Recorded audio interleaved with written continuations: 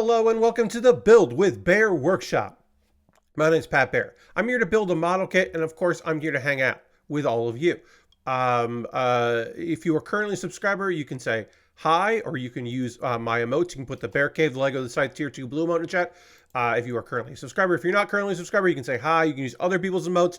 If you feel like being a lurker, you can just go ahead and lurk. I need to say hello, and I hope you're all doing well. I don't know how to get this thing about the Apple thing pops up, and I don't know how to make it not pop up, but it's fine. We'll make do. Lashbrook is here. Hello, Lashbrook. It is a Saturday evening. I hope you're doing well. I am looking forward to working on a model kit and hanging out with all of you. As mentioned, there is an Apple promotion right now. If you want to become a subscriber for the first time, or if you want to gift a sub to somebody in the community, you will get 3 months of Apple TV Plus. This is pretty cool. So congratulations to you if that's what you want to do. But that's from now until the 19th. You can get 3 months of Apple TV Plus when you gift a sub or subscribe for the first time, as mentioned there in the chat. Yeah, it's a Saturday. I watched most of Collision, which was on an earlier time, AEW Collision. I will not be watching the replay after the stream, so I don't know quite what I'm going to watch, but that's usually what I watch after Saturday streams. And then also, I was paying attention to SummerSlam. I am going to fast forward through SummerSlam tomorrow is my plan, and just check out what I may have missed, if anything appeals to me. So far, looking at the results, I have been right about almost everything. I was incorrect about the cash-in, and I was incorrect about the winner of Bayley versus Nia Jax. Was wrong about that, but I was right about LA Knight winning. Congratulations, LA Knight. Braun Breaker winning, and Liv Morgan retaining. So yeah, 3 title changes on one show. Kind of wild. And there was a title change last night. Folks were expecting there to be 2 title changes last night, but there's only one. The women's was a DQ finish, so we'll see more of that in the future. And my assumption being Naomi continues to hang out with her friends, all her rowdy friends. But yeah, that's some Wrestle Talk. Monday, we'll go through the whole card. I'll give my thoughts as I'll have actually watched it and not just seen the results. I look forward to the very short Braun Breaker match, because that's wild and cool that he had basically a squash. That's really cool after losing that match and then coming back in. Also, I know what I'm going to watch tonight. Loading Ready Run is doing their monthly show. They're for July. They're doing in the beginning of August. I'll just watch that. That's happening right now, so I'm not watching it live, but I'll watch it after the fact. There you go. Now I know what my Saturday night plans are. Speaking of Saturday night plans, let's go over here and let's start building a new model kit. I am excited to work on this. I hope you are excited as well. We are beginning the Black Knight Squad Rud-ro-A high grade. This is the second Black Knight Squad kit that we have built. And I'm looking forward to it. It has the beam cape, which we will not use till the very end, but you can see here is the beam cape in its plastic. I've kept it in its plastic to protect it, but yeah, we got the beam cape with its textured one side and not textured other side. No poly caps on this kit. 0 poly caps. This is a nice little change here. Continuing on from the Witch from Mercury line, where they didn't use any poly caps. These kits, even though they're from Seed Destiny or Seed Forever, they don't have poly caps, which is really neat. And we do have a bunch of stickers because, of course, we have some color correcting stickers. Luckily, all of the green, which is really cool on this kit, just looks really neat. All of the green is almost all of the green, I should say, are actual pieces. So there is a little bit of green color correcting, but most of the green is right here, which is excellent. Happy to see that. Got 3 different shades of green. It's nice. And also, we have 2 different eye stickers. So there is we won't use every sticker on the sheet here, but we will use most of them, of course. And we will use them soon. So I'm just going to leave these right here because we're starting with the head. That's right. We begin with the beginning. We're working top down, not starting with the body, not starting with the arms, starting with the head. So we'll get building on that. Today I recorded some videos.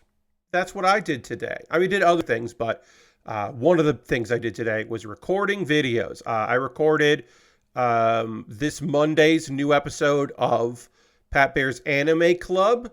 It was my summer 2024 recommendations, which I do every season. The things that I'm watching. Waited a little longer into the season this time around to make that video, which is good because sometimes I recommend shows and then almost immediately I stop watching that show. Like, oh yeah, the first 2 episodes are really good, or the first 3 episodes are really good, and then episode 4 is just like, hey, and I'm like, fuck. So I've been pushing it a little bit longer before I make recommendations, and it still may turn out that a show that I was hot on, I am not as hot on, throughout the season. But right now I'm feeling a little more confident that I can talk about some shows that are pretty great. And a couple of them that I haven't really talked about on stream because I'm not watching them weekly to report on during the stream. I'm just kind of watching them as I go. All right, so we'll need A15, A13. I'm just getting all the A's out of here, ready to go on our build here for when it's time. We will have to apply some stickers, of course, but we'll just get the pieces out. That's A15. Then I need A13. Here. Another thing that I did today was I went out and did some yard work. It is unfortunately a constant thing. Using the machine to clean up the edges where the not sidewalk, because there is a little walk, but whatever. Really where the driveway meets the lawn on both sides, both lawn sides of the driveway. Just cleaning that area up, making it look more presentable. If I had a gas-powered weed whacker that I could flip and really do those lines, it would look better. I'm approximating that. I'm doing my damnedest to make it all look good. I think it did turn out good. And I got some positive reactions from the family. So, doing my best. I took an allergy pill, went out there, wore a mask while doing it. Just doing my damnedest to make it so that I don't feel awful because I do have a pollen allergy and a minor grass allergy. But kicking all that grass and dirt and dust up, my body does not love that. So trying to take care of business while I could. And then, I do think at least it looked nice. And then it was just watching some anime, partially to talk about on stream, partially because I just wanted to watch a show. And it was a fine episode of That Time I Got Reincarnated by a Slime, Season 3, Part 2. That continues to be a fun show that I like a lot, so continuing to watch that. There's a little bit more action in this particular part of the season than there has been. It's been a little bit more adventuring and fun times. Now it's getting a little more action-y, which is still great. And then I watched a couple more episodes of an anime I'll talk about in the second hour. So no spoilers right now. Spoilers to come. But right now, no spoilers on that. And that's about it. Yesterday, I watched a bunch of wrestling with friends, which is always a fun way to spend a Friday. Sent a bunch of emails. I had an interview that got canceled.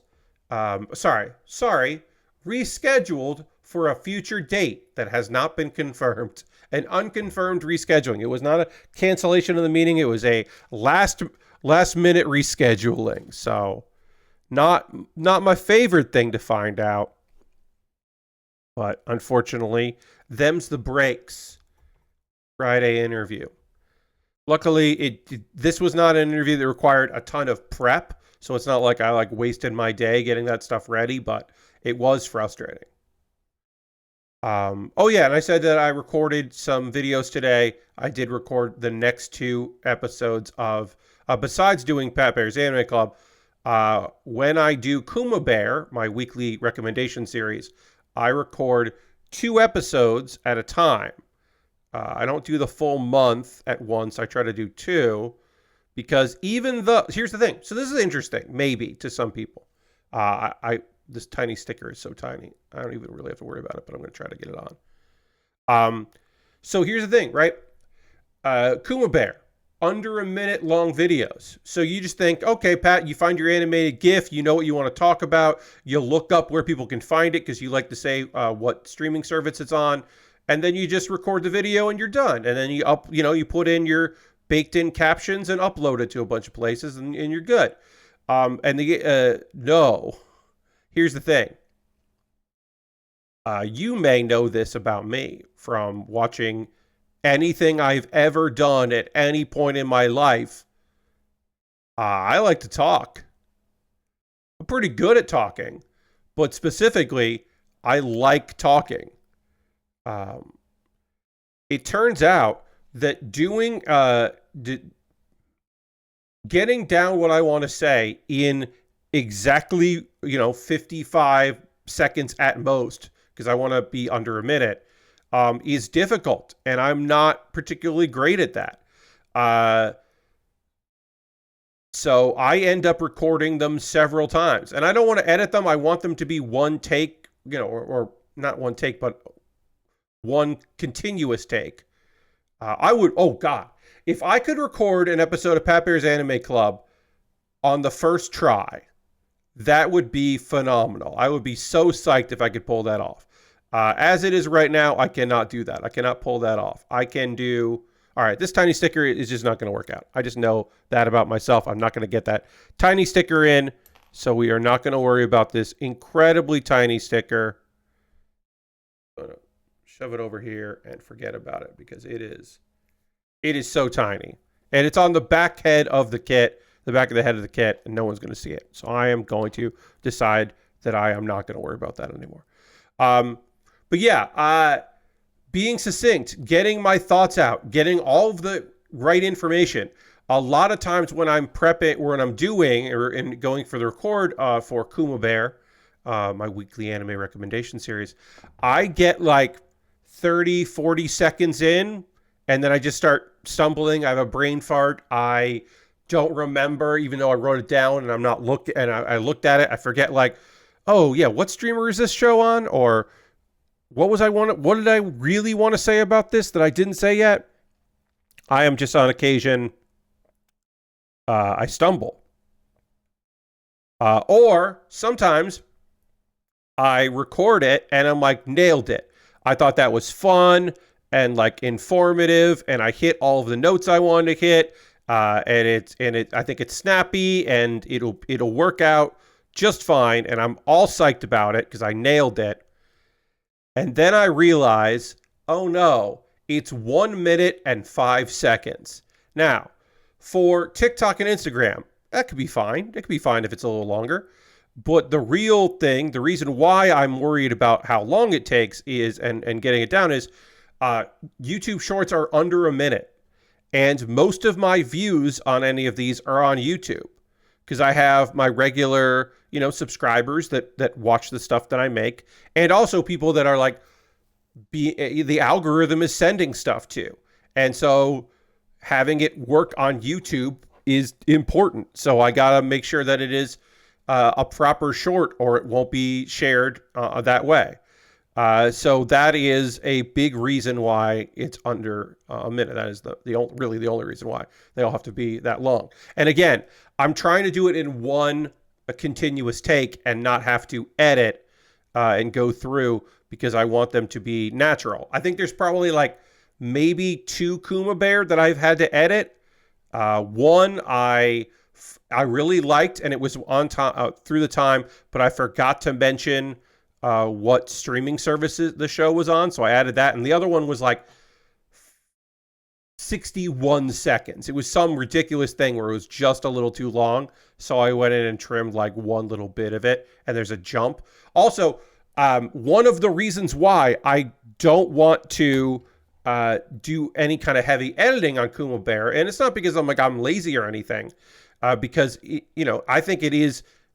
It's in my opinion, it's far lazier to continuously record over and over and over again when you're not satisfied with how it turns out, rather than editing a bunch of them together.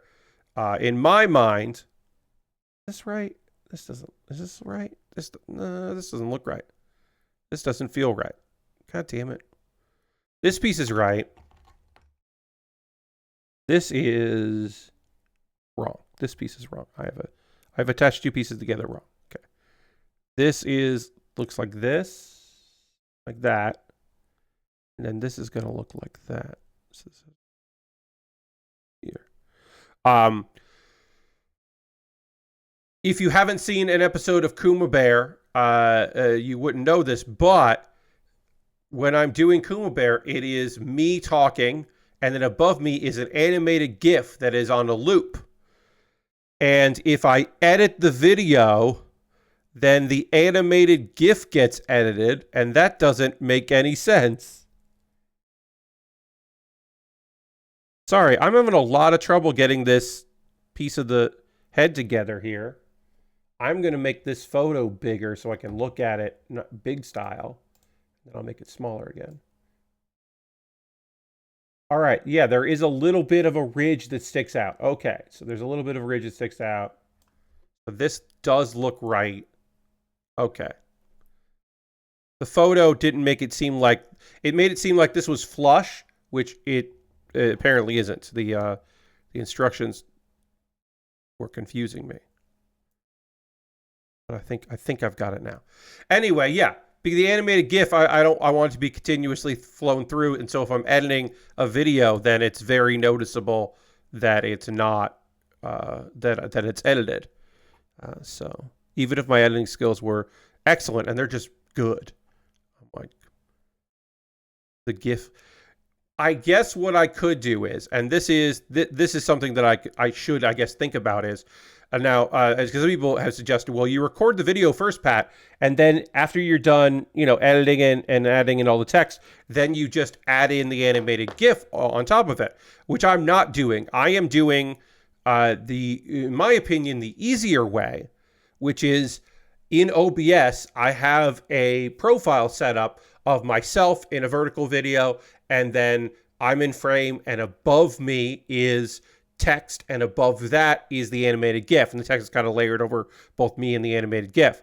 And so then I just have that GIF looping, record myself talking, and then all I have to do is in a program type out the words, and I'm only talking for at most a minute, so it's not hard to transcribe for myself. I could also use an AI tool if I wanted to give me like a gist of what I wanted it to say there. I know that there are tools that will listen to my words and because they've been recommended to me a bunch, listen to what I'm saying here and transcribe it, and then I could even download those words and then just edit it.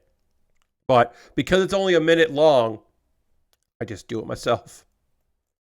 I just type it in and type it all up there, and it works pretty okay.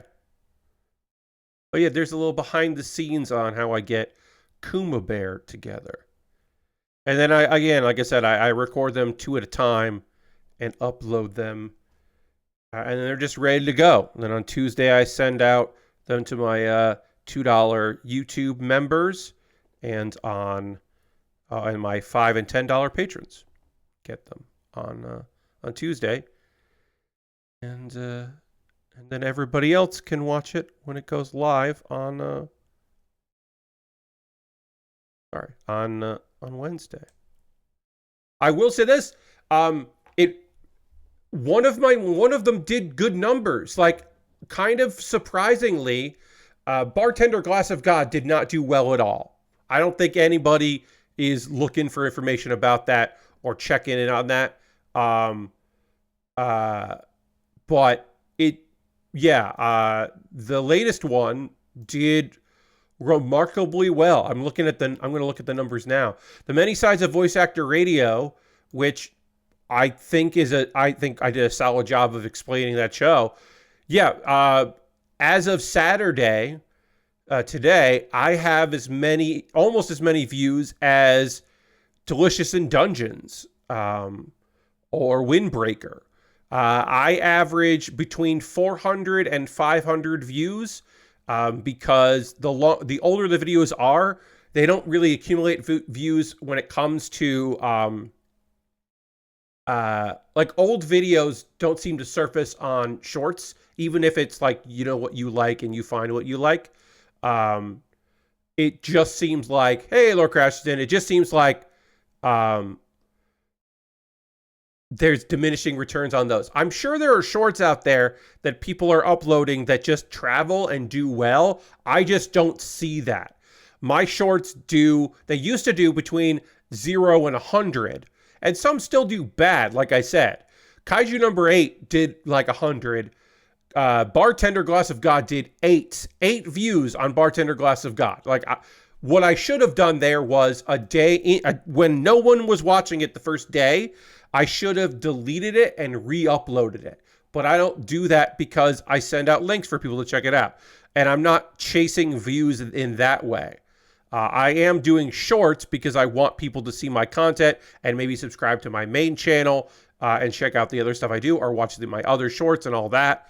But I'm not out here really chasing it, because, like I said, I would re-upload stuff. I already uploaded it, right? I already uploaded a video on Laid Back Camp, right? Well, I should just upload that again because it did under 100 views, so I should just put it out there again.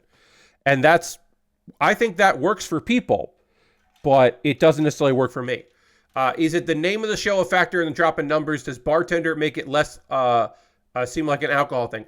Lord Crashing, it's totally possible that Bartender Glass of God means that people aren't going to see it. Yes. In the same way that Kaiju number 8 probably didn't do as well, even though it's a very popular anime that people are probably looking for stuff, because it has Japanese words in it. It doesn't get shared as well because all of the anime that I've talked about that are specifically full of Japanese words or contain Japanese words don't do as well for me as other ones. And of course, again, I've only been doing this since January. I've uploaded shorts before, but not on a weekly basis at having numbers to compare to. I'm like, my WW2K20 whatever uploads do pretty well when I upload them, but those are like rare and they're not consistent and they don't have a long tail.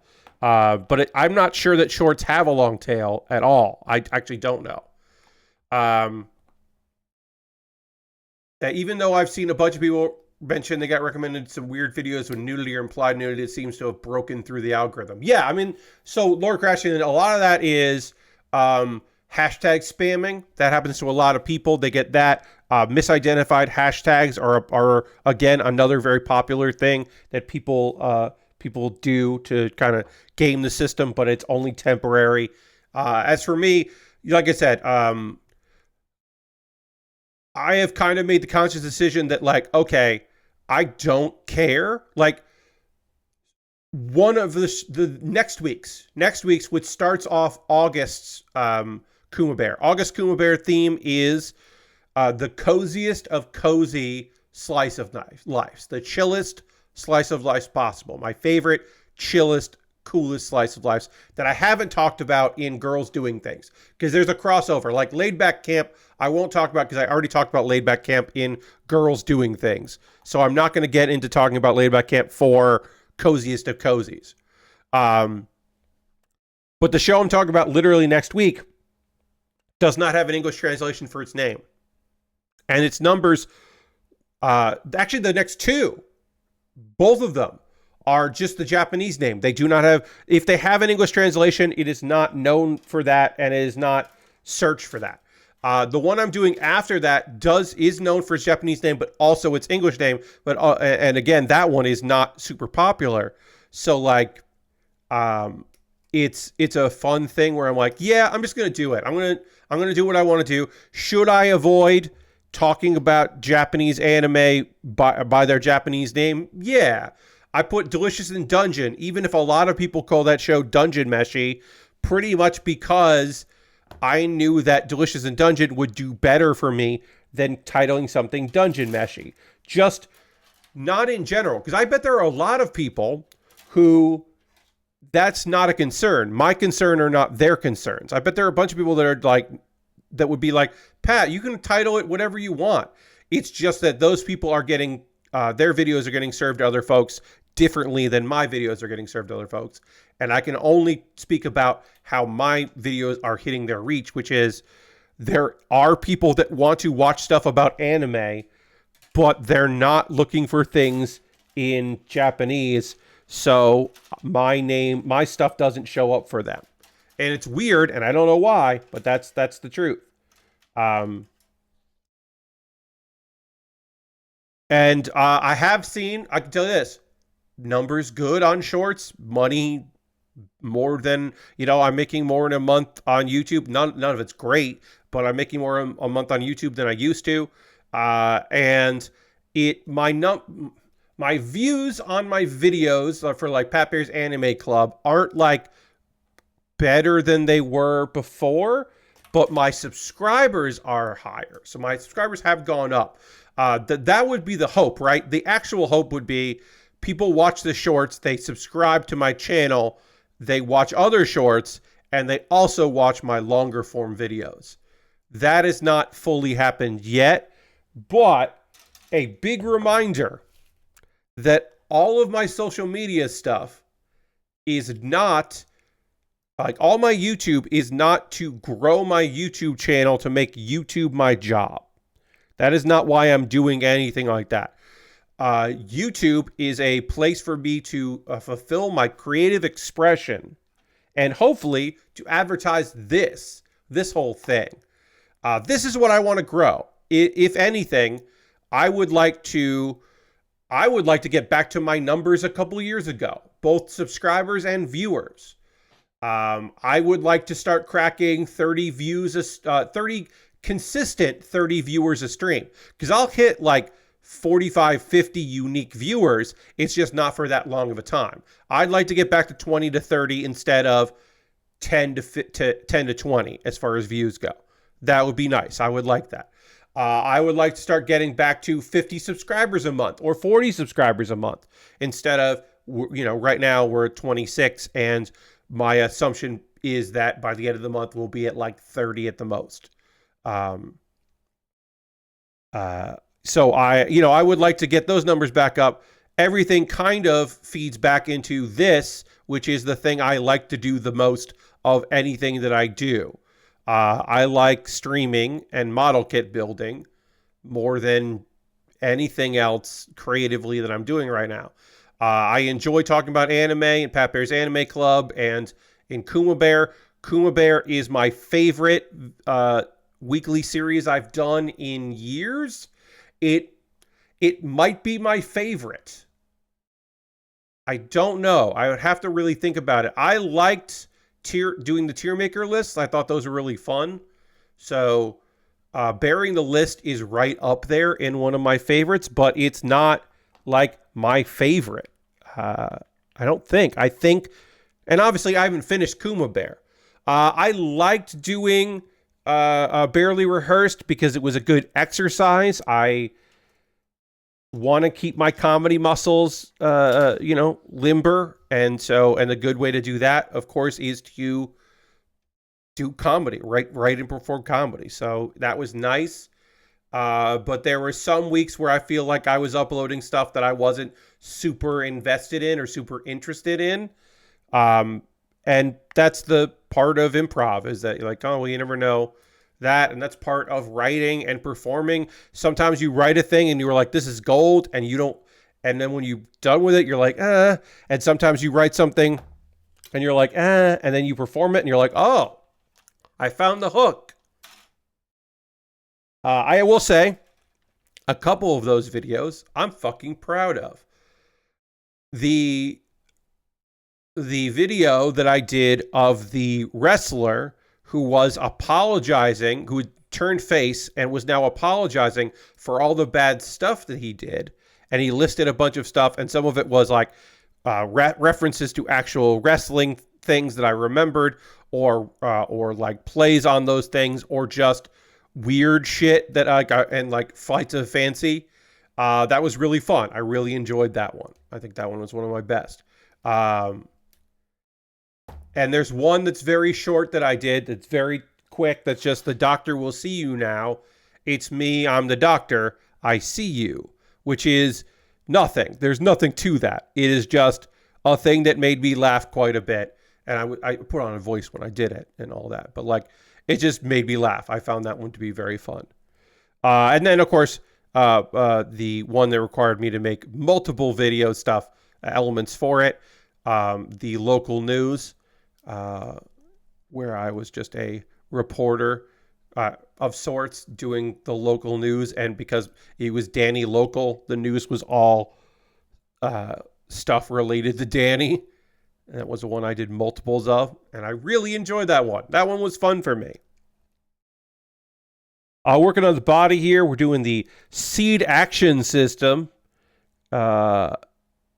which, according to the instructions here, says, construction that expands the range of motion from front to back and left to right.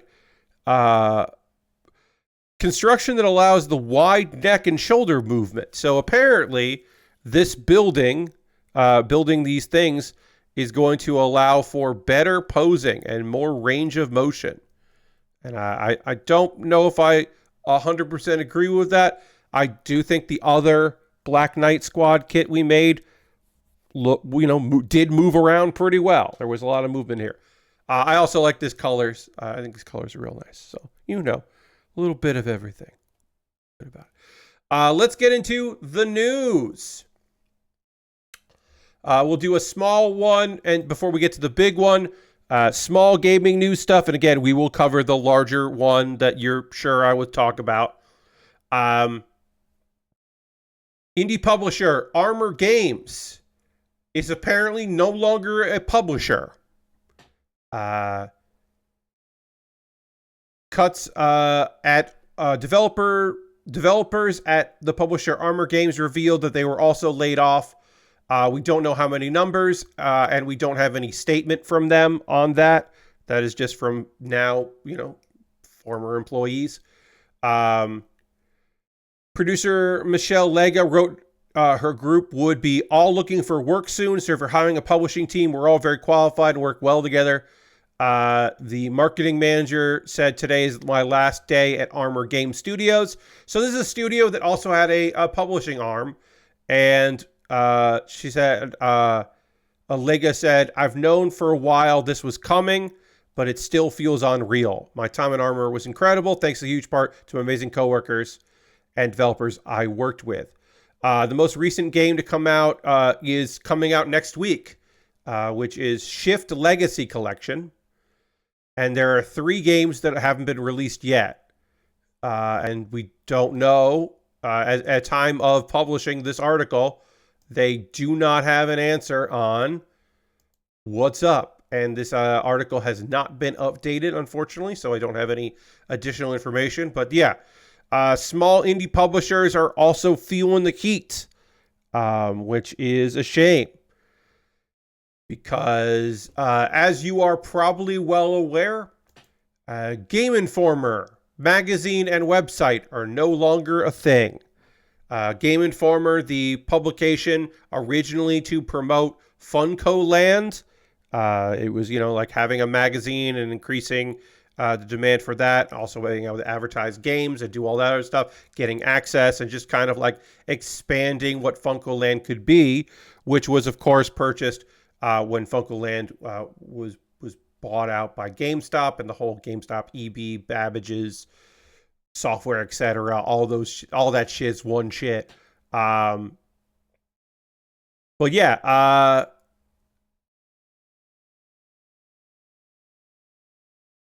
literally, the final print issue covers Dragon Age Veilguard. the digital coverage. They were still covering the casting of Frank Stone, and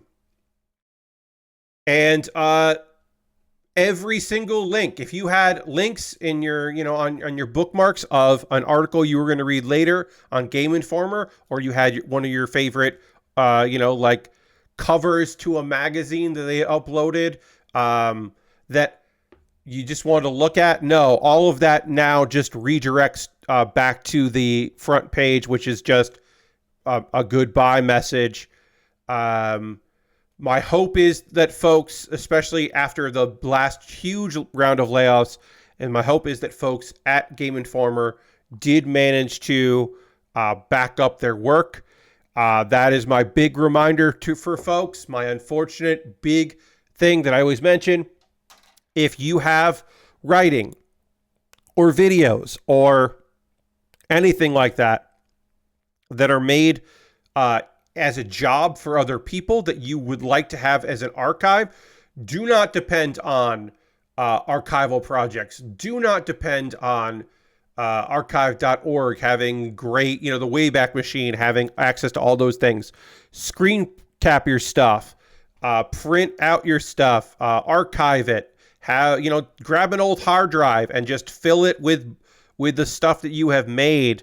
And that also, hey, non-creative folks, folks that don't work in a creative field, if you just work a day job that is just a whatever job and it has nothing to do with anything creative, so you're like, that doesn't apply to me, Pat, because I just do these other things and I don't need to archive any of that. Well, then my thing for you to be is back up your contacts. If your emails, if your contacts with people in your industry, in your line of work, if you use your work email more than you use your home email, your personal email, you also need to back that shit up, because if you are laid off, you will lose access. You will not have access to your Slack anymore. You won't have access to your contacts. They will close your email or change all the passwords to something so that they can go and archive some stuff. And you will not have access to those things, and you will lose out on contacts. Because like your work gives you a Google Drive or a OneDrive and you use some of it for personal stuff because it's so big and they're a cool company or whatever, back all that stuff up. One of their people was doing extensive Evo feature with tons of interviews that now isn't happening, at least in the near future. Yeah. Oh, here's the thing, Lord Crashington. Without a wind down, without a retrospective, without a notice, right?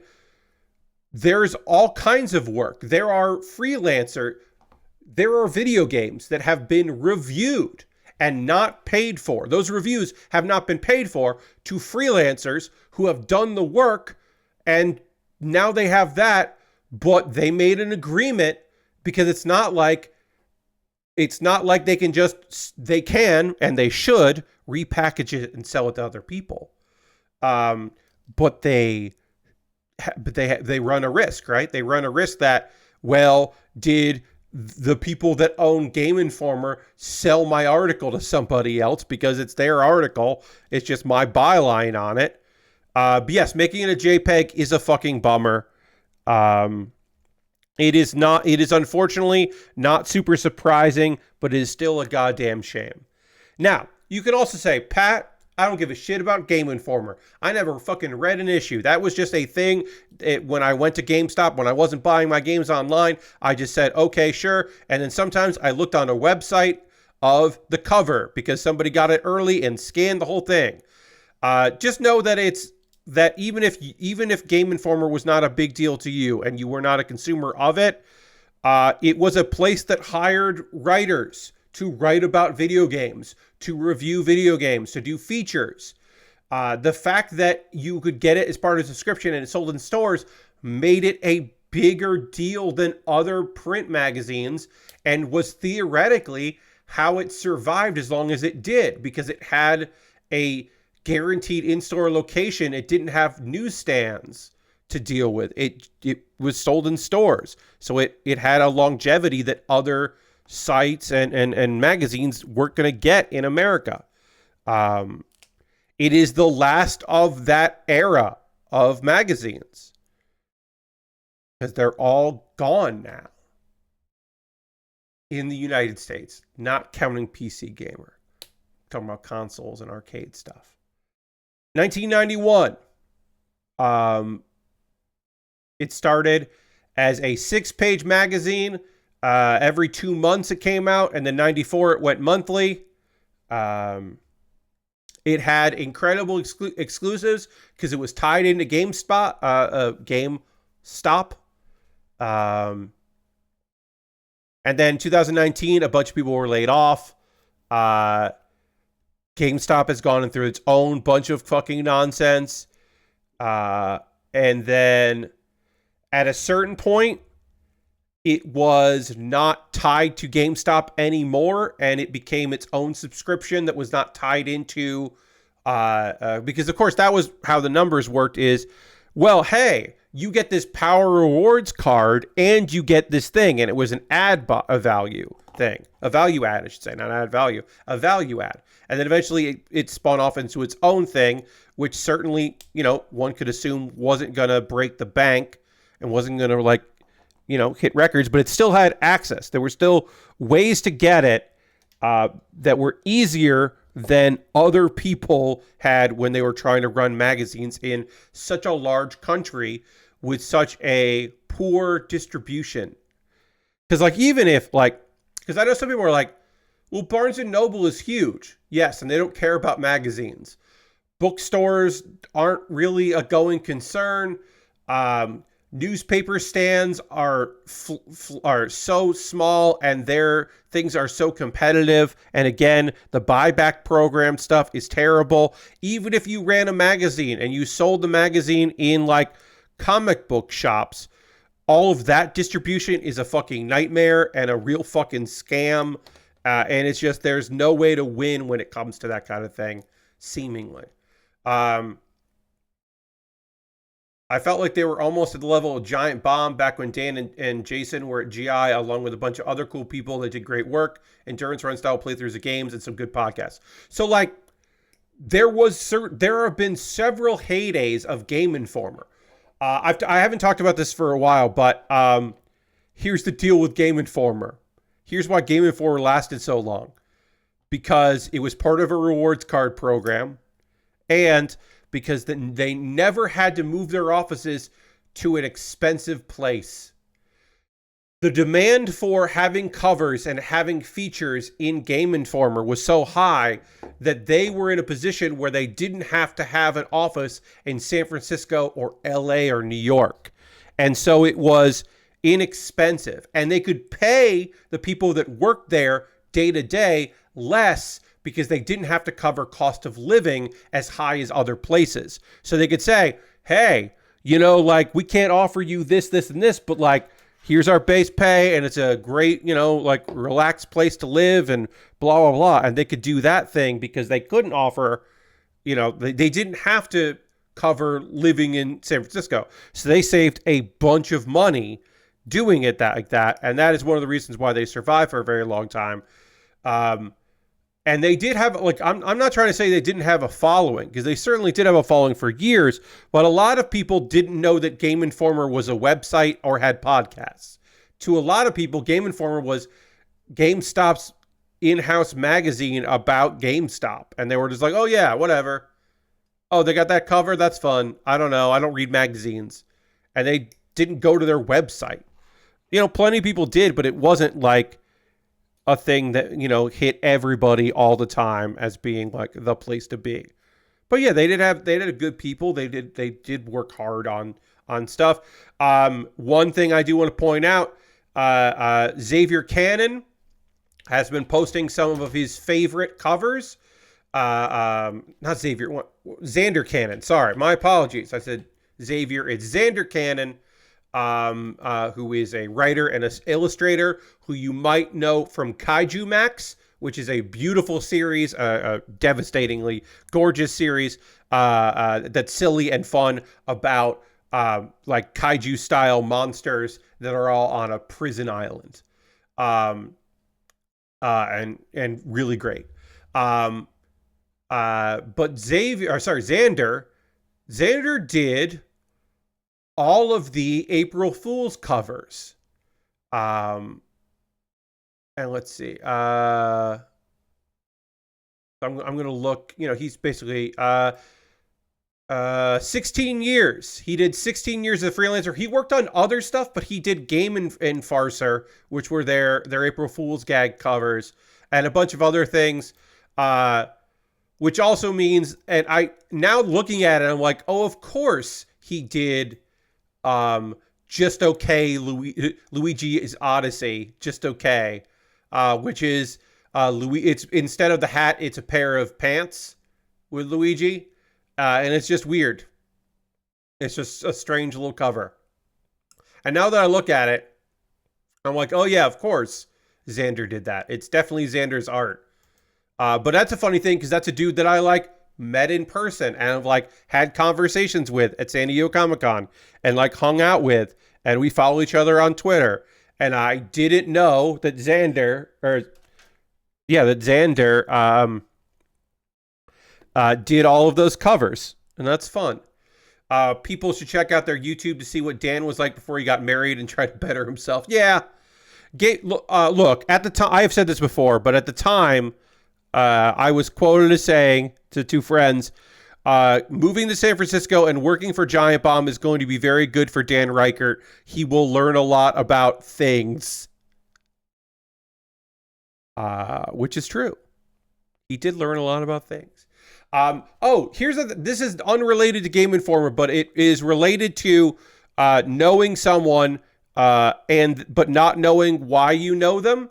And Giant Bomb also is related to this. So, a while back now, this is probably a couple years ago, I got followed by somebody.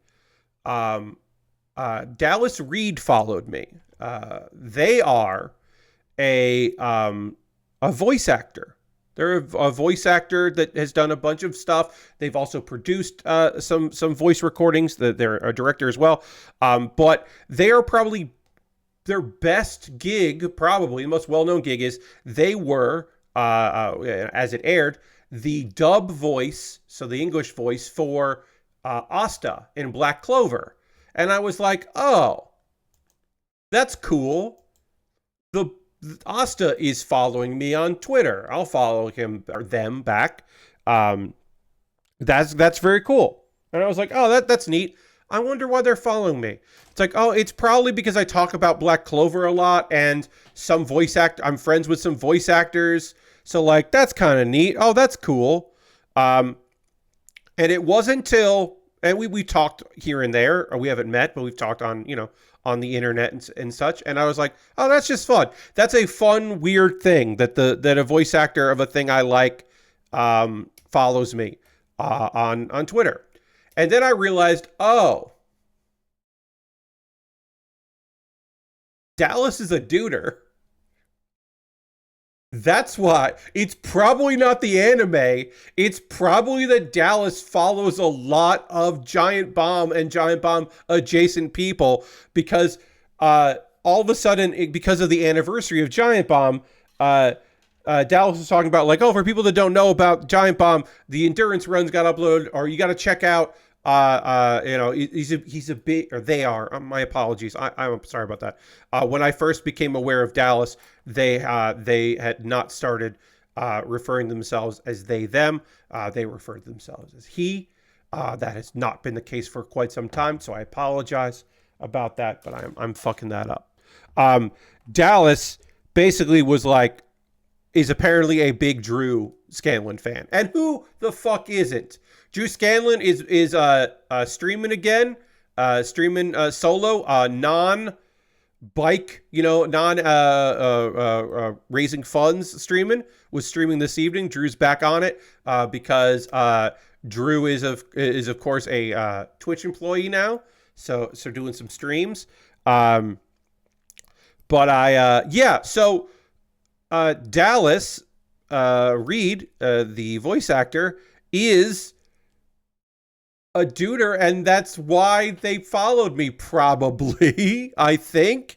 And it just made me laugh because like, oh, that makes so much more fucking sense than the fact that I was like, oh, I don't know, maybe Reed saw saw a Black Clover tweet of mine, and then also was like, oh, okay, well, this dude talks about anime a lot, and some of the anime I like, so I'll just follow them. I was like, oh yeah, it probably makes way more sense that they were like, oh hey, it's Pat Bear from a friend of the bomb. Lord Crash says, I was watching his Half-Life playthrough today, and he mostly focused on hitting all of the dead people in the nuts of the crowbar, while Tim Curry and Andrew Reiner sighed a lot. Oh, that's Dan, yeah. Yeah, that sounds like Dan. Yeah, that definitely sounds like Dan. Anyway, Game Informer was pretty fucking cool, and it's a shame, but also like there are just fewer and fewer places for people to work. And I'm going to be honest with you, folks. A lot of times people are like, oh, well, just start your own thing. And that's because people don't understand how much money that is. Like,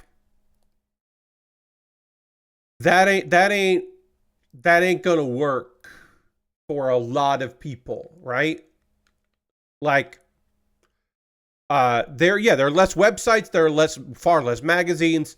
But yeah, I mean, like, folks are trying it. 404 Media is trying it. Aftermath is trying it.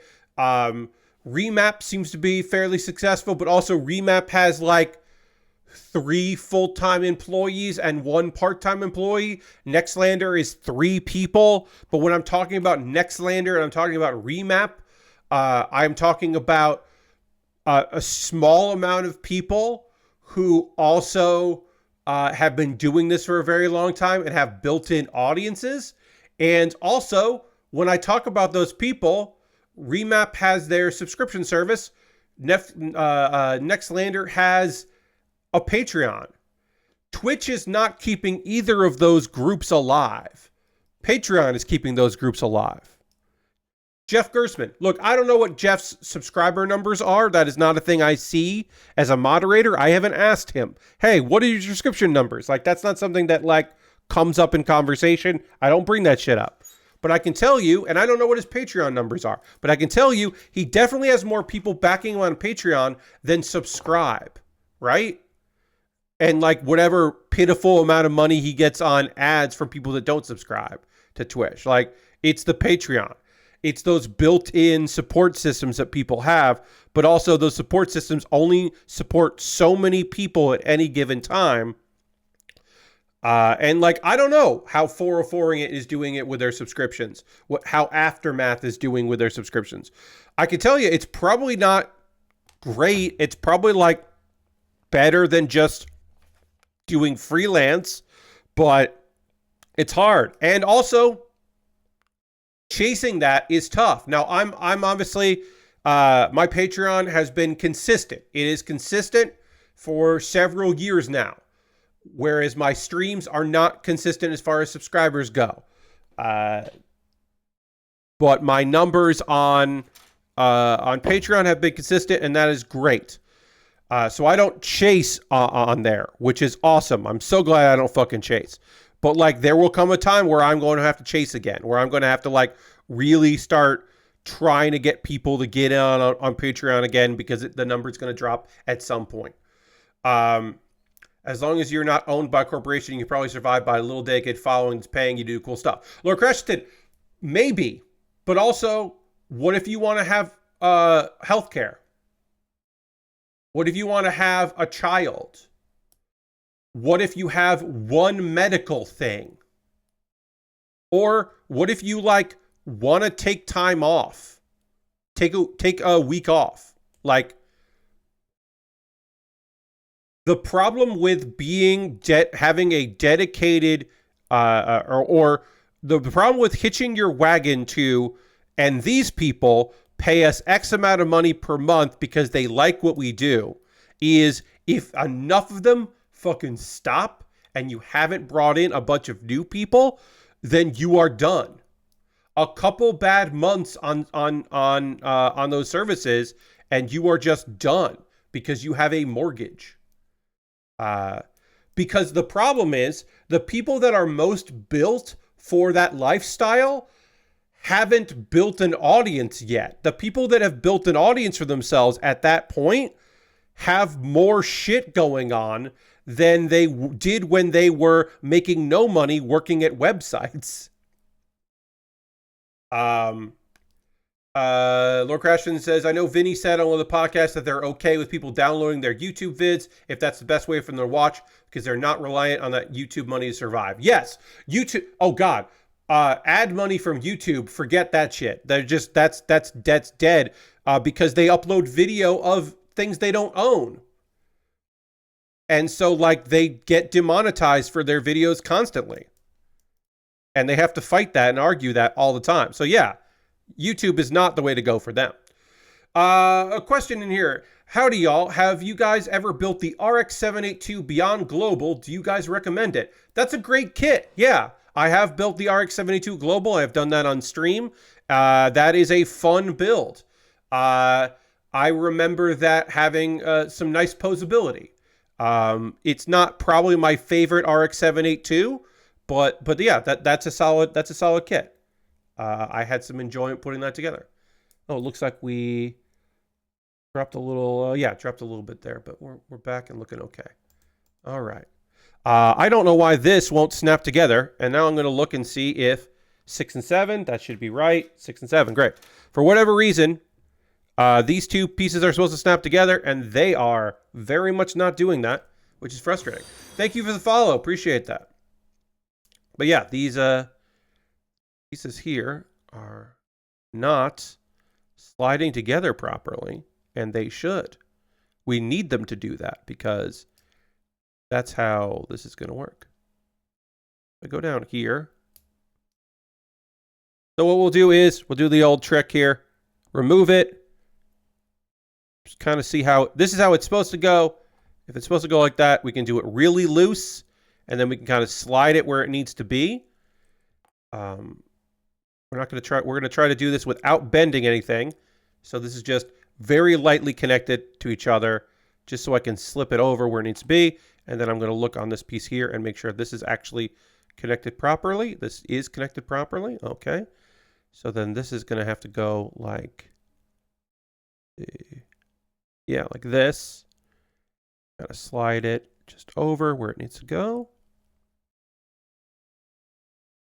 And then theoretically, I can snap this in, but nope, that's not working. Yeah, it's weird. None of this kit has given me much problems. There we go. Okay. Yeah, that was weird. That was a weird slide together, but it did work eventually. We'll do the other part there in a minute. Now is the part of the stream where I'm going to talk to you about ways you can support the channel. Everything I'm about to say here is completely optional. You don't have to do any of these things. If you would like to, that will be great. This is what I like to call the pause for the cause. This is my my way to remind you of the various ways that you can financially support what I do here. And again, fully optional. You don't have to do any of this stuff. If you are currently a subscriber to the old Kuma Baer workshop, you can throw the bear cave, the Lego, the scythe, the tier 2 blue emote in chat. Being a subscriber is the easiest way to support what I do here through Cash Money or your Prime Gaming token. If you have Amazon Prime, you can connect your Amazon here with Twitch. You get Twitch Prime, and then you can use a token that you get every month for somebody, and you can use that on me. We are currently at, boom, 26 out of 40 subscribers. And hey, if you want to become a subscriber right now for the first time, or if you want to gift a sub to somebody in the community, well, there's a bonus thing that's happening right now that you can take advantage of. From right now through the 19th of August, you get 3 months of Apple TV Plus if you subscribe for the first time to somebody, including me, or if you gift a sub to somebody, including yours truly. So if you want to get even more of a benefit, you help somebody out by gifting a sub so they don't see ads and they get cool emotes, or you subscribe yourself. That's new subscribers, so it's not returning subscribers. My apologies to the people that have supported me in the past. You don't get this benefit, but other people get benefits, and that's fun. You would also join the gift sub leaderboard at the top of the thing there. Bits and coins are also always appreciated if you wanted to throw some bits my way and join the cheer leaderboard. That is another thing you could do. There are other ways to support me. And again, I'll get through this as quickly as I can so we can get back to building. I can talk about some anime that I've been watching, and we'll hang out for the rest of the stream. But I do want to say that I have a Patreon. We were talking about Patreon before, and I was talking about my steady Patreon. I got a Patreon at patreon.com/PatBear. There is a $1, $3, $5, and $10 tier. There are different rewards for the different tiers. Consider joining me on Patreon. See if there's a tier that's right for you. And as I said, there are different rewards for the different tiers, so maybe that'll work out. Maybe that's something you want to do. I'm also got a YouTube channel, youtube.com/PatBear. Subscribing is free. Subscribe to my YouTube channel for the videos I post there. While you're there, consider maybe you would like to become a member. For just $2 a month, you get the benefits of that is you get my Wednesday videos on Tuesday. So you get a message every Tuesday with the video, and you can watch it a day early. It's a little something. And those are monthly ways to support me. But if you wanted to, you could tip. You could do a direct donation to my Ko-Fi or my PayPal. And everything I make through direct donations through YouTube, which includes AdSense, so watching my videos helps me out, through Patreon and through Twitch, all goes into a fund. And from that fund, I buy model kits. The kit I'm currently building right now, the Black Knight Squad Rud-ro-A, I bought that with money from past subscribers and such. So appreciate that very much. Now I have a backlog of a bunch of kits that I'd be happy to work on in the future. A lot of cool looking kits. If you want to say, Pat, don't build from your backlog. Instead, I decide what you're going to build next. If you want to do that, you can. You can put your money where your mouth is by buying something off my Amazon wish list. Because anything bought on my wish list jumps the queue and becomes the next thing that I build. It's the least I could do. I'm going to drink a little water. Hold on. Great. I have drank some water. Over on my Amazon wish list. Wow. Oh, yeah. Over on my Amazon wish list. Wow. Over on my Amazon wish list, I've got model kits, Lego sets, inexpensive kits, expensive kits, kits that are on sale all the time, kits that never seem to go on sale, some real expensive, wild shit, all kinds of different things, old kits, new kits. If you see something there and you're like, I would love for Pat to build that, well, you could just buy it and then it'll come to me in the mail. I'll make a dedicated YouTube video about it for my mailbag. And then, it jumps the queue and it becomes the next thing that I put together. Now, if you want to support me, but you don't want to use Amazon and you wish that you desperately wished I had an alternative to Amazon. Well, I do. I have a wish list on Throne. Take a look at that list.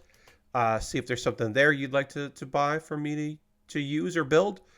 And then the most convoluted way to support me financially is to go to USA Gundam Store, buy a gift card there. They'll send you an email with the gift card code.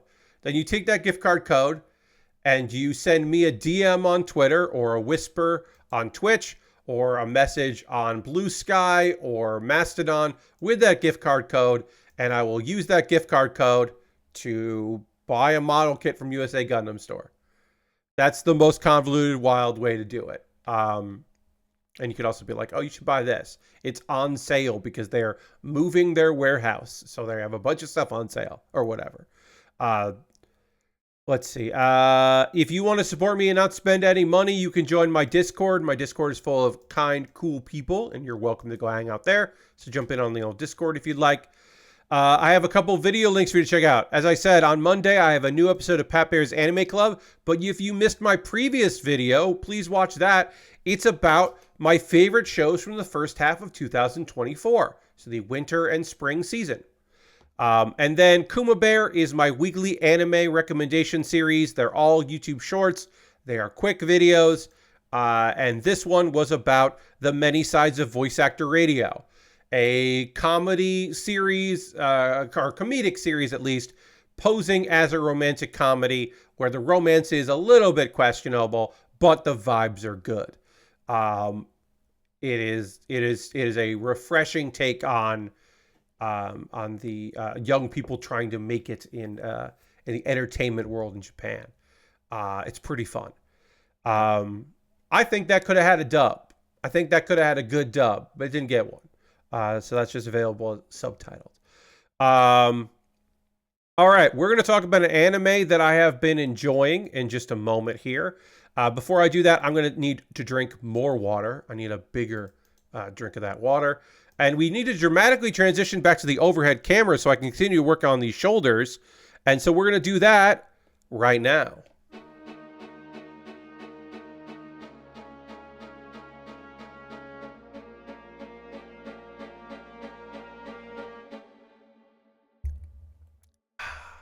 One thing that's nice about the green, the background remover, it's not a green screen, it's a background remover in NVIDIA, is I don't need it to be good. So like, it's a little annoying that, you know, sometimes because of my chair and my headphones, like sometimes things kind of fall apart and get a little fuzzy because I just have so much black on black on black. And like, if I covered my chair with a different color that wasn't the same color as this, it actually might work better. I have been thinking about just throwing a towel on the chair, and that might actually improve things. But like, it still works pretty damn well, and I don't need it for like. This is just live video. Like, I don't need it to look great. I just need it to work, and it does. It removes the background, and that's nice. I still have some videos I shoot with a background, and it's fine to just toggle it on and off. It's actually very easy. It's just a filter that I turn on and off, and like, it's very simple, but it's nice. And then I get that fun thing of like drinking water and my glass kind of like dissipates and disappears because it's a blue clear, and like it gets background removed.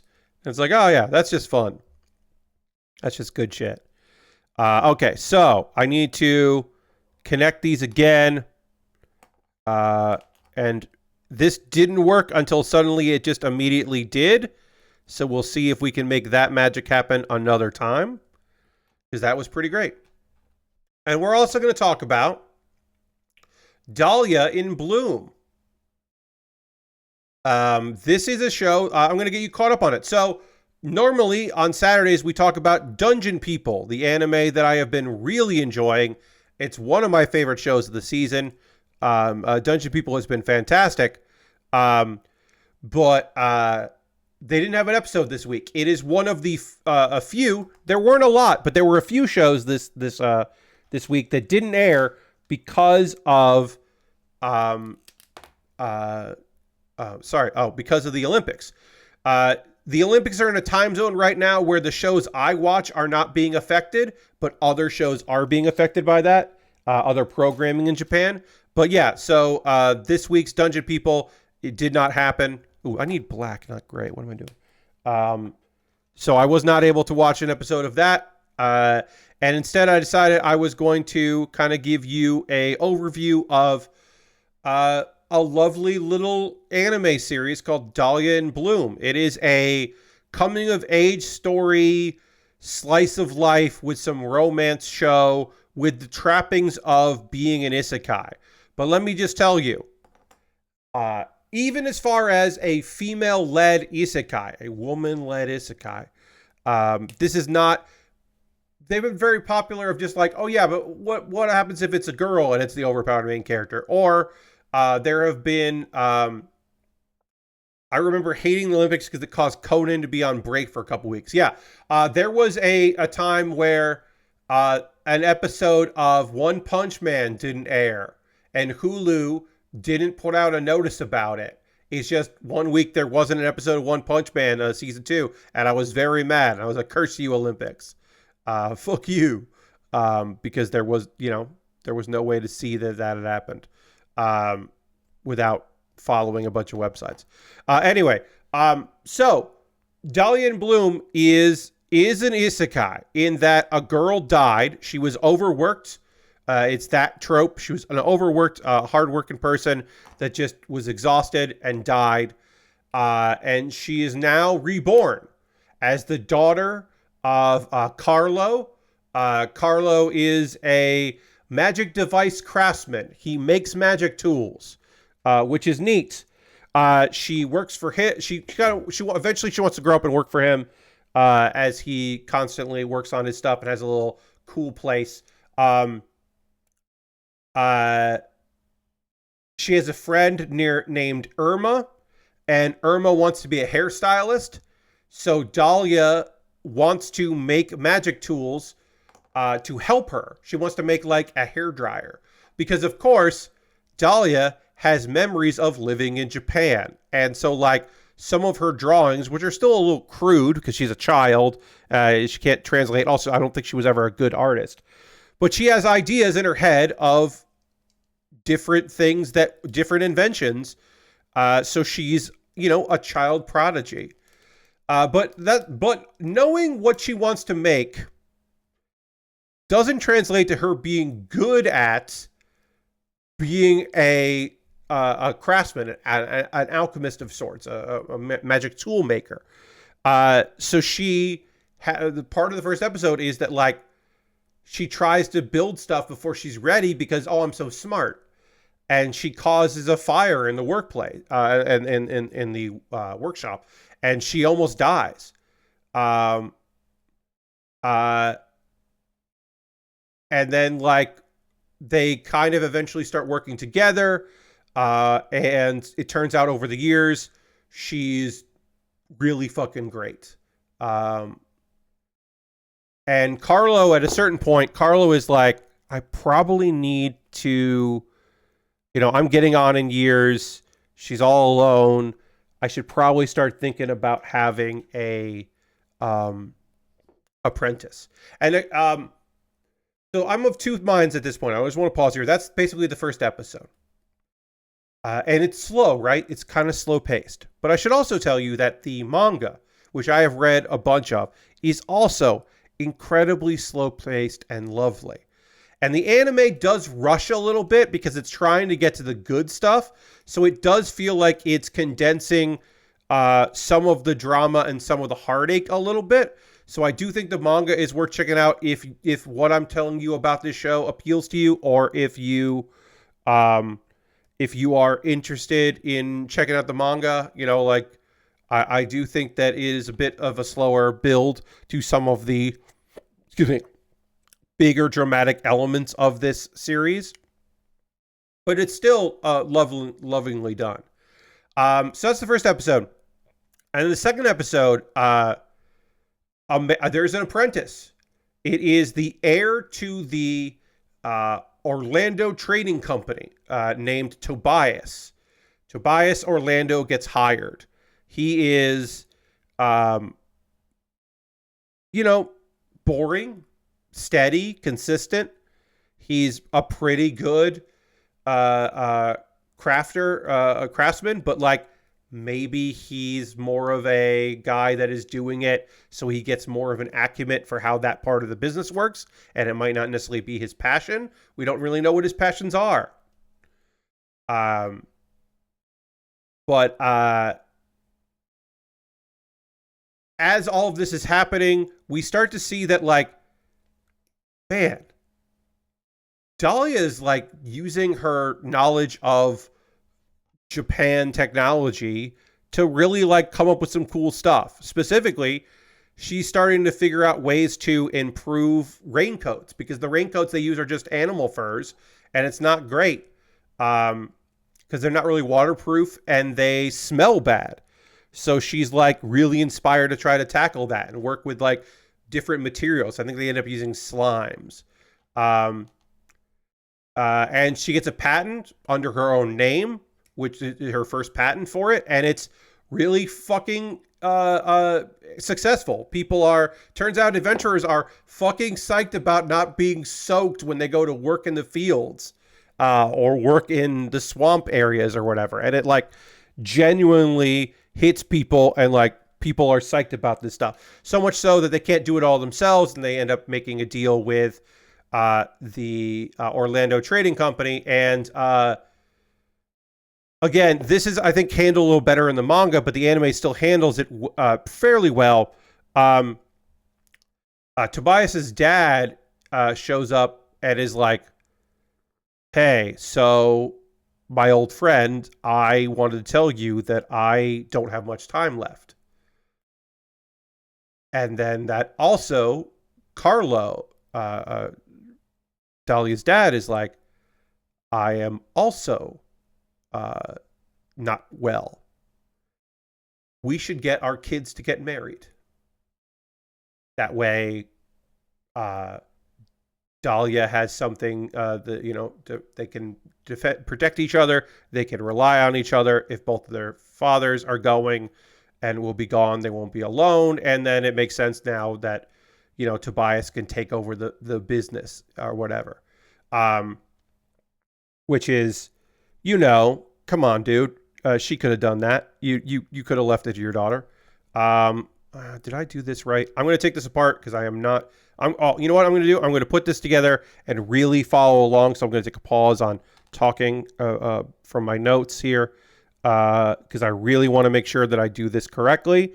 Because if I do it this one and really follow through and it matches the other one, then I could be like, oh, okay, I did this right. So then this is going to go this. And then this is going to line up like that.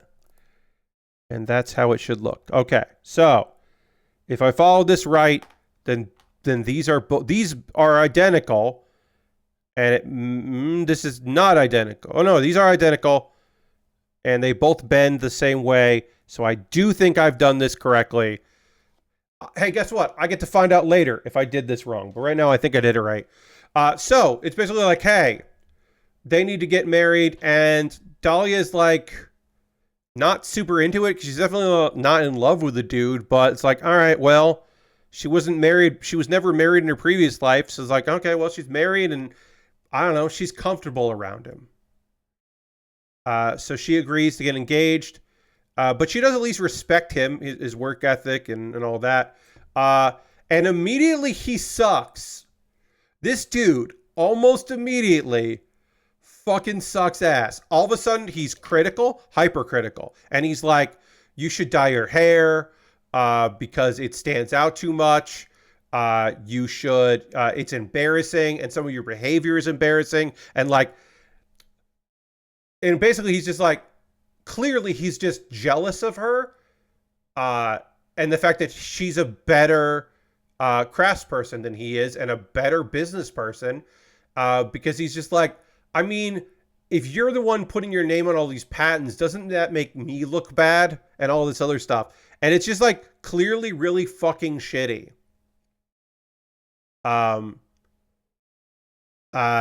Tobias's dad dies first. So then Carlo ends up kind of pulling back from working in the shop so that he can help run the company. And that ends up causing his health to decline and he passes away.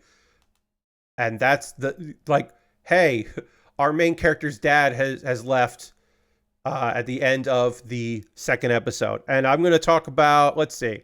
Let's talk about the third episode. I have notes for 4 episodes. Episode 5 aired today, I believe. I did not get a chance to watch it. I've watched the first 4. We'll talk about the first 3. And I might come back to talk about 4 and 5 later. But I got time to chat. Because shit gets almost kind of good in this one. Again, it's trying to rush through it because it isn't until episode 4 that we meet the real love interest because we got to get through Tobias's goddamn bullshit here. This fucking guy. Fucking asshole. Because guess what? This dude sucks. Because the last episode, again, it's a little slower in his he's not as immediately shitty. He is shitty pretty much right away. But it takes a little while longer before he becomes unbelievably goddamn fucking scummy. It does take a little bit of time. It's not as immediate as it feels in the manga than it is in the anime. All right, so let me find the right way to put this on. This has got to go on. That? Yeah. All right, so that turns like that. That bends like that. Okay, great.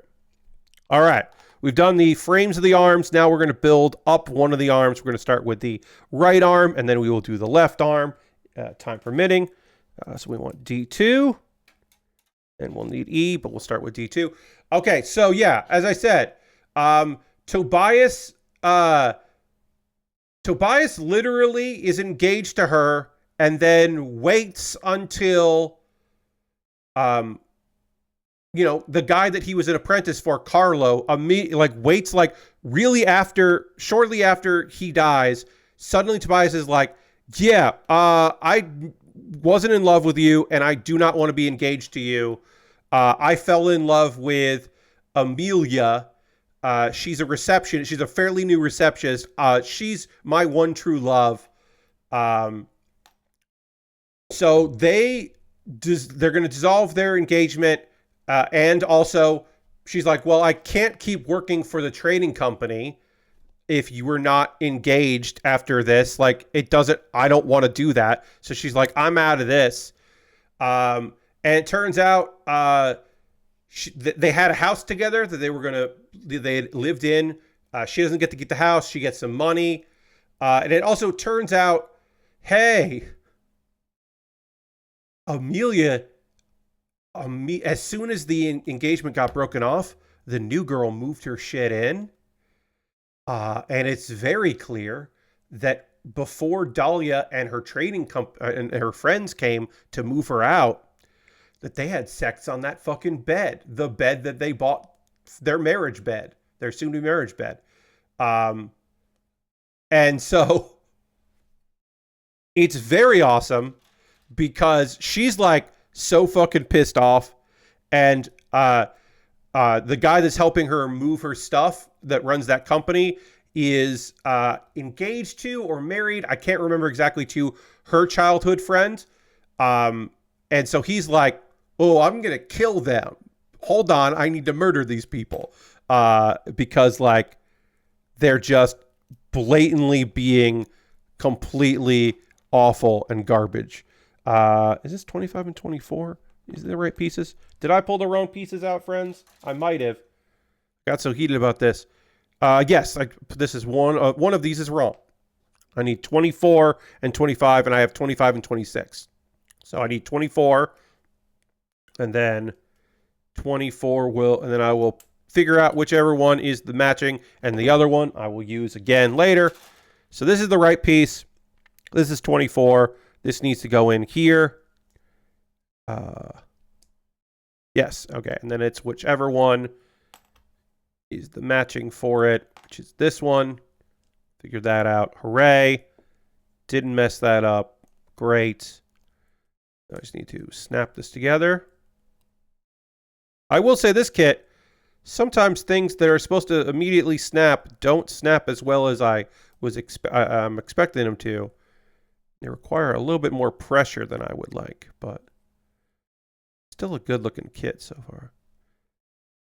And if that's the trade-off for having not having to use polycaps, then I'll take it.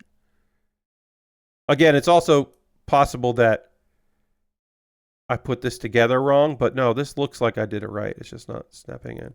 But again, you don't want to force things. Yeah, this has a little snap to it that I didn't love having to do, but it's right. It just had a little bit of a little more of a snap than I would like. So we'll put that aside because I will need that piece later. And then I need E15. So Dahlia moves back to the tower that she grew up in. Carlo, she lived there with Carlo. And she's fucking depressed. Her engagement is over. And it went fucking terrible. And she is just like really in a bad spot emotionally, and her dad's gone, but she's like, no, you know what, I'm better off than I was. It's bad, but I still have business contacts. I can still I can still keep going with that. I do have people that care about me, that love and support me, so I'm not alone.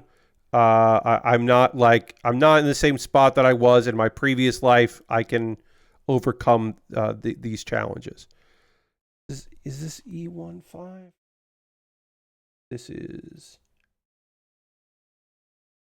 This is not. This is E25. Okay, maybe there's a difference for those. All right, hold on. So she's gonna rally. She's gonna fucking step it up.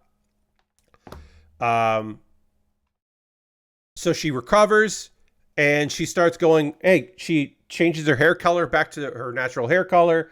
She starts dressing like she used to. Fuck this shit. It's gonna work out.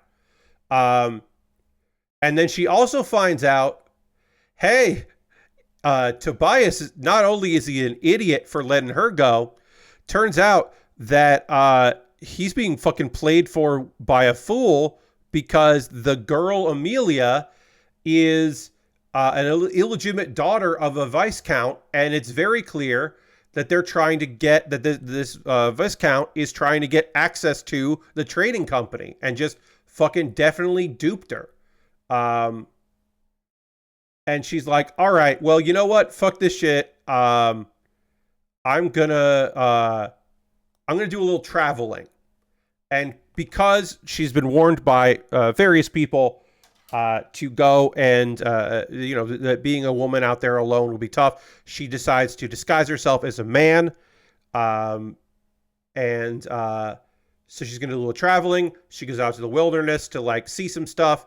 And she comes across a knight who is wounded. And she decides to help that knight out like immediately.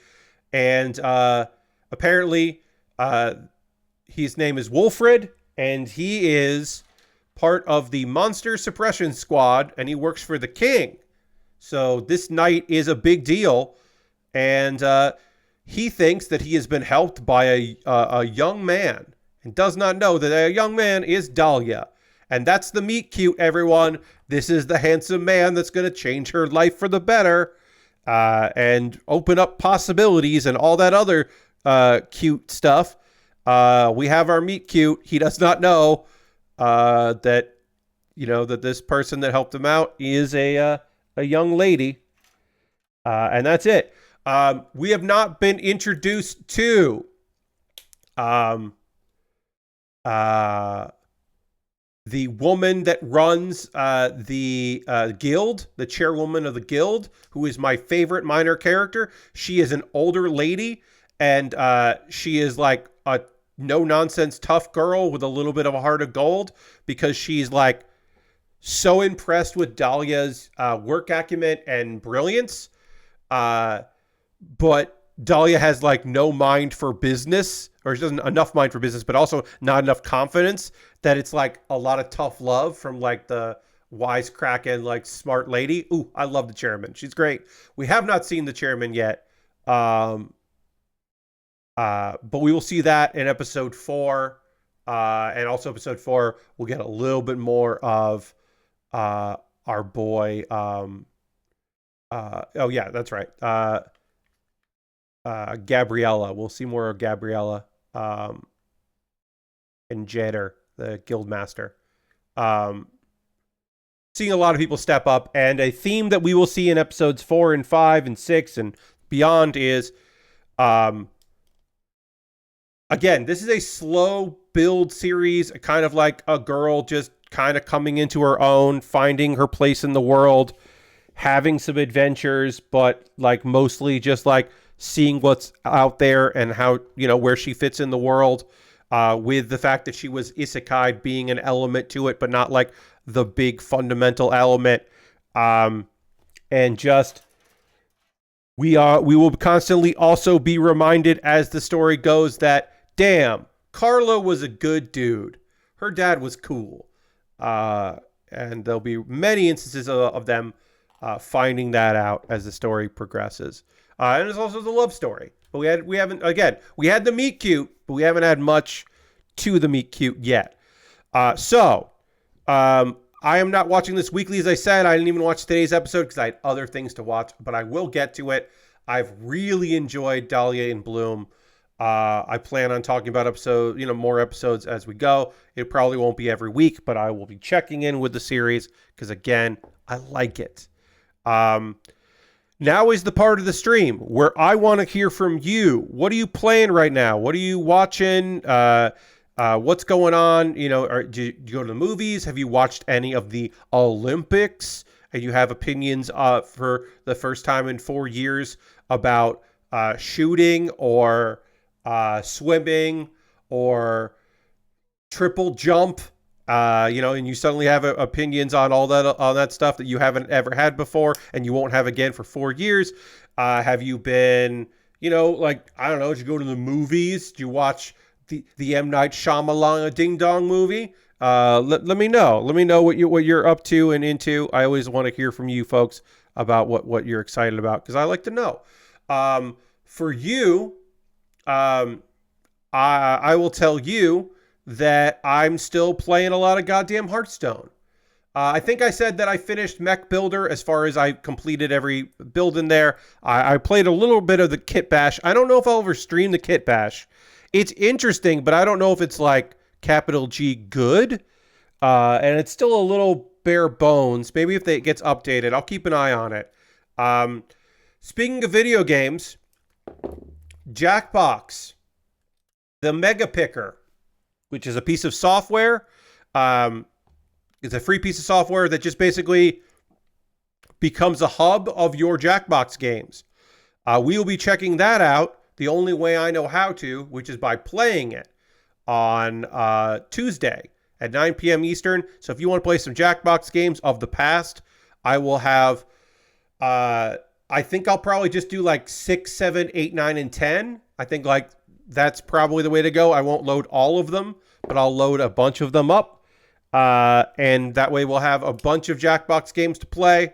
And we can jump around through the various games without having to jump as easily, or it'll be way easier to do it. It's the hub. It's the thing that people have wanted for years. It's only on Steam, but it is free, and I have it. And so we'll take a look at that on Tuesday. But yeah, I've been playing Hearthstone. You know me. Haven't played in Helldivers 2. Watched a little bit more of Marvel Rivals earlier in the week, and that was really fun. I am now interested in Marvel Rivals, so much so that I started watching some YouTube videos about Marvel Rivals, and I will tell you, I am very excited for that video game. That's a video game that I would like to play with people. I am interested in an Overwatch game that isn't Overwatch at this point, with Marvel characters that I like, and happy to watch a few with Marvel characters that I don't know, but I'm interested in seeing, what they're about and, and all that. Ooh, I love this. We're working on the waist next. I don't even have to jump ahead. We built the top. We've made really good progress on this kit in tonight's stream, because we already finished the top half of it. So we've made a ton of progress on it.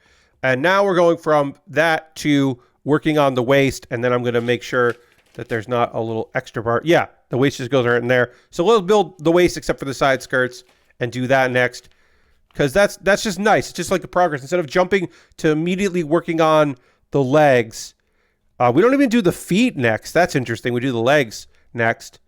I find that fascinating. Okay, we'll move on to the waist here. Yeah, so I'm really interested in Marvel Rivals. I think that's going to be something that I play a bunch, and my multiplayer crew is excited about that. I haven't gotten any chance to play Helldivers 2. I would like to get more into Helldivers 2 again, because it's been a hot minute. Trying to get my multiplayer crew, trying to find a time where a bunch of us are all available together, myself included, because I just haven't been able to do that. I am going to do tomorrow some D&D. My D&D crew is meeting again, so I'm excited about that. We have discovered where the dragon is, and I don't know if we are going to engage this dragon in the dungeon or what, but we have found we are aware that there is a dragon in this dungeon, and that's going to be weird, and I don't know how that's going to go, but that's where we're at in our Dungeons and Dragons. So I'm excited to find out what the fuck happens next. I do know that my character is going to want to punch a dragon, which will probably be ill-advised, but he will want to, and I don't know how he would not. Lord Crashadid says, The Olympics is the first time shooting competitions have seemed cool. They do seem pretty cool. I finished up the first season of Lost as Lord Crashington, which is still good. The only downside is that Michael's in his Walt era now in season 2, where I remember hating that arc of his character. Yeah, yeah. I mean, some stuff is a little sketchy for me, from my memory, but I do remember that being a tad annoying. Um, Lord Crash has also started Kunitsigami Path of the Goddess, which has been neat so far. I see why some people are loving it, though I'm having to do more guesswork with how things work than I'd like, because it doesn't offer as many tutorials as I expected. Yeah, that game is the like mentions of it being like a really fancy PS2 game are not just the visuals, but also I think are indicative of its like, hey, figure this shit out.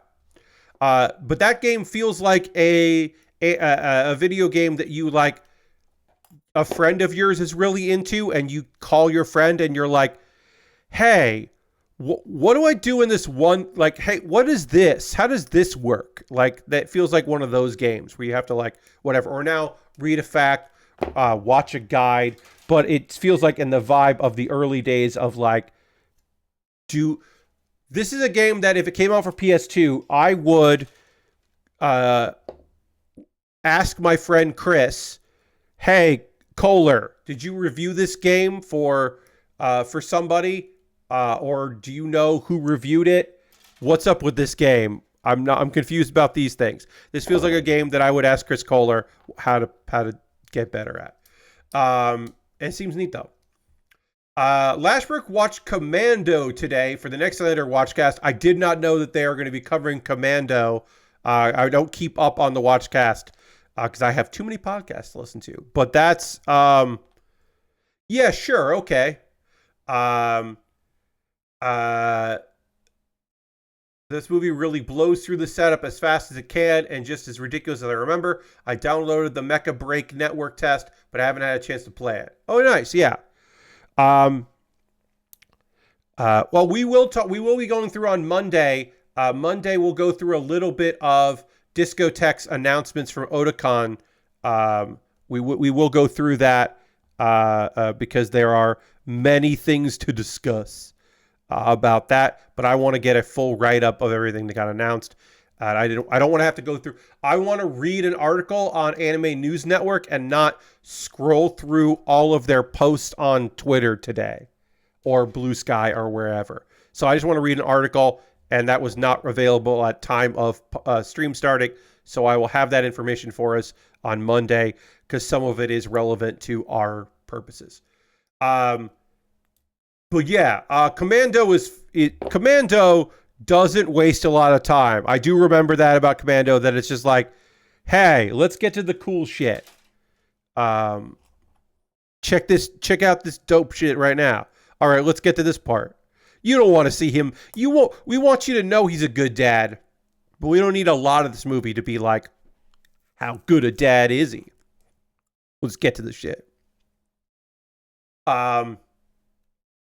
Lord Crash says, I kind of hate that each stage, this is from Path of the Goddess, has goals that it won't show you until you beat it for the first time. Yeah, that's weird.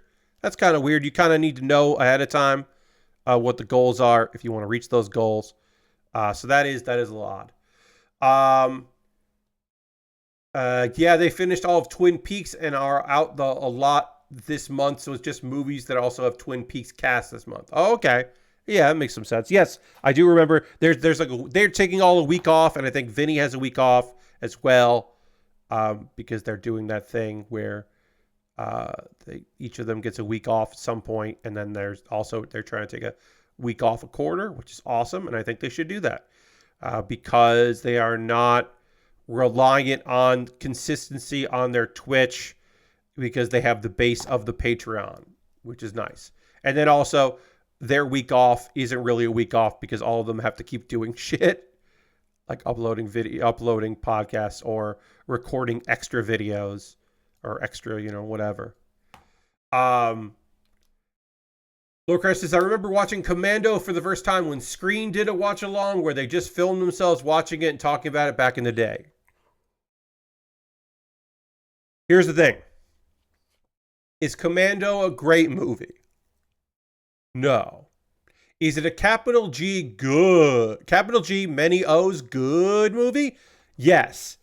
Commando is a good movie. It's like very fun and it has some seriousness to it, but it's not like trying to be hyper serious and completely like it knows that it's a cool movie for cool dudes. Like it knows that it like is trying to be awesome. And you know, it can have some heart and it can have some suspense, but like it's got one-liners. And it's got people just being like people just getting completely fucking devastated and brutalized because well, they're the bad guys and they clearly fucked with the wrong person and they are finding they have fucked around and they are currently finding out. It is an efficient movie, says Lord Crashington. Yeah, I think that is a reasonable way to look at it. So one of the reasons why this kit is coming together so fast is because it's like dark green on black and dark gray. There are panels, but there aren't panel lines that need to be filled with color. Like when I build this shield, even the shield doesn't have a lot of panel lines on it because it's going to have like a lot of layers that have black on it. So one of the reasons why I'm like kind of whipping through this high grade is the stickers haven't really come up. They will come to play. There will be some panel lines on the legs, but not much. There just isn't a lot because it's like, look, there's a lot of panel lines here on this one piece, but it's black. So I don't have any color to highlight it with. So it does make it a lot easier to assemble. Did I do? Are these D13? Are these D13? Are these? Did I pull the wrong piece out there? Yes, these are D16. Well, one of the reasons, the only reason why any of this is slow at all is because I occasionally pull out the wrong piece. I pulled out D16. I need D13. It wasn't until I tried to put these two pieces together I went, oh, that didn't work. Last week says, the last time I saw Commando before it was at Draft House, this was a Draft House with live pyrotechnics. Jesus Christ. And everyone had a cap gun. This was a more laid back affair this time. Yeah, what the fuck? Cap guns and pyrotechnics. That's bonkers. That's a show. Movie and a show. Lord Crashton says, my main memory of Commando was the big fight scene at the end with the big chain Stallone used to kill the bad guy. I'm not going to say any of the puns. I want you, but God, there are some puns in that one. Ugh. There are some puns, and there's at one point where he's just like saying some fucking shit. At one point, he just like is just mean. It's just like weird and out of nowhere. This is a real asshole at one point. It's justified, but still. Yeah, that is a fine movie.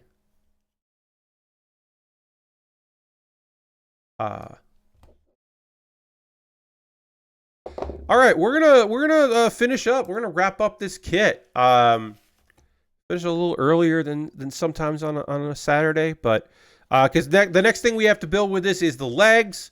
We have the legs here, and then we'll be body complete. I will have to pop these pieces off to put the legs in better, but I'll just do that at the time.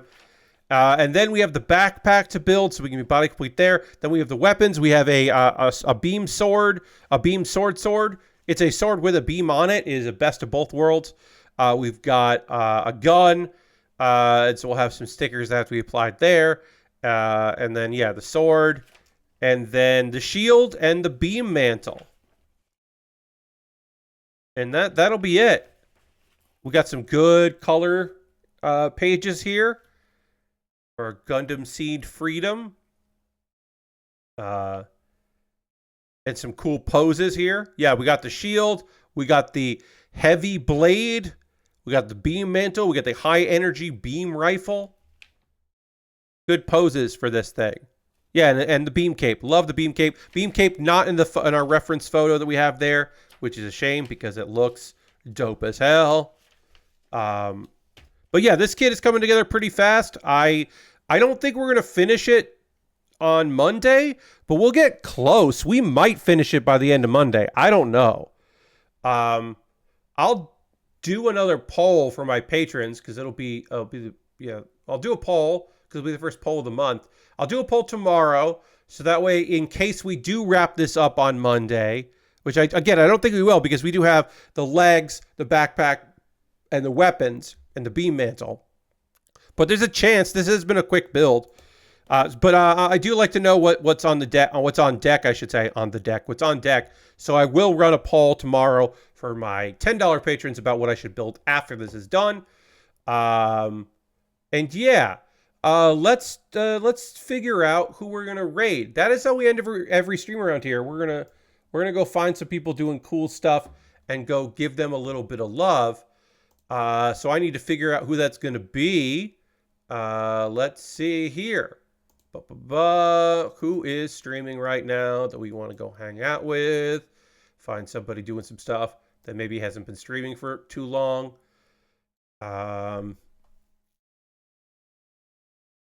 Loading Ready Run is probably going to wrap up any minute now.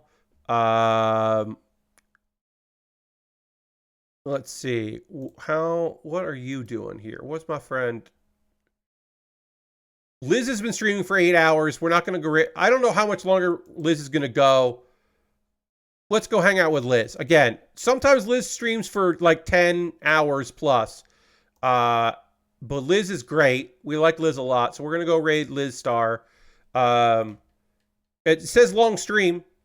And right now, Paper Mario is happening. And Paper Mario rules. So... we're going to go hang out with Liz. Feel free to come along on this raid. I hope you do. And also, reminder, my next stream's Monday, 9 p.m. Eastern. I'm going to continue working on this kit. It'll be leg day for this kit. And then on Tuesday, reminder to come hang out with me on Tuesday for Jackbox. Many Jackboxes. We're going to play Joke Boat again because it's been a long time and I really like Joke Boat. We'll play a bunch of stuff on Tuesday. Thanks so much for being here tonight. Appreciate you. See you soon. Goodbye, everybody. Goodbye, goodbye, goodbye, goodbye, goodbye, goodbye.